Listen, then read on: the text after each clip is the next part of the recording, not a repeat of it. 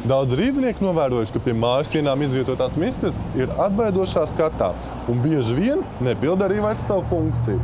Kā Rīgā ir ar miskastēm un to izskatu? Oi, ļoti slikti būtu labāk, ja satīsīt labāk būtu. Protams, vajadzīgas viņas ir jebkurā gadījumā, bet viņas ir jāuztur kārtībā. Divi cilvēki. Ja arī uztaisīs jaunas miskastes, viņas ar laiku paliks tieši tāds pašs tā kā tagad.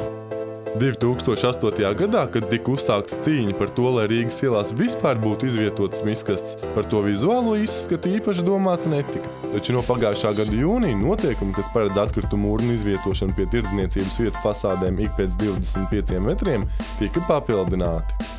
Ir panākts izmaiņas no iepriekšējiem Rīgas domas saistošiem noteikumiem 125, kur ir noteikts šo urnu vizuālais izskats, un ka šīm urnām ir jāatbilst tehniskā kārtībā.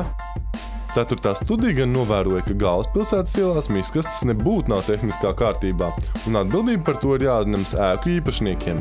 Pārkāpumi miskastu vizuālā izskata dēļ tiek konstatēta regulāri, taču par to nesot vērts brīnīties. Nav jau noslēpums, kad tais urnās tiek mesti izsmēķi un tā tālāk. Ir attiecīgs cilvēku grupas, kas viņus mēģina atvērt, ja, un sabojā.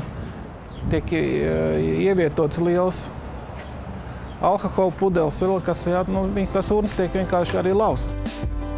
Atkritumu urnu uzraudzība notiek gandrīz katru dienu, un ja Rīgas domas inspektors konstatē kādus pārkāpumus urnu izvietošanā vai to tehniskajā stāvoklī, par to iesākumā tiek informēts mājas saimnieks.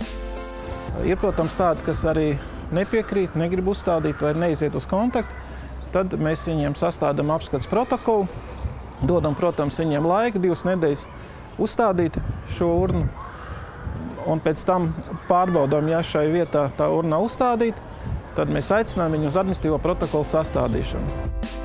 Atkritumu urnu vizuālā izskata problēma nenoliedz neviens. Tādēļ 2013. gada nogalē Rīgas pilsētas būvvalde organizēja konkursu, kura ietvaros bija paredzēts atrast atkritumu tvertņu etalonu modeli. Iedzīvotājiem bija iespējams iesniegt piedāvājumus 2 kategorijās. Viena bija Rīgas vēsturiskais centrs un tā aizsardzības zona, un otra savukārt pārējā Rīgas teritorija. Atsaucība esot bijusi gaužām neliela.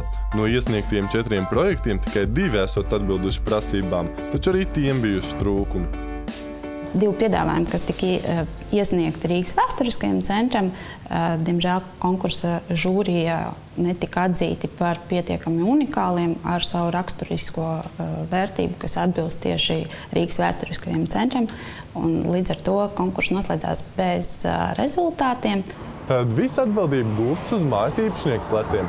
Un, lai gan pārkāpumi tiek konstatēti regulāri, acīmredzot miskastu apskādētāji tomēr darbojas aktīvāk.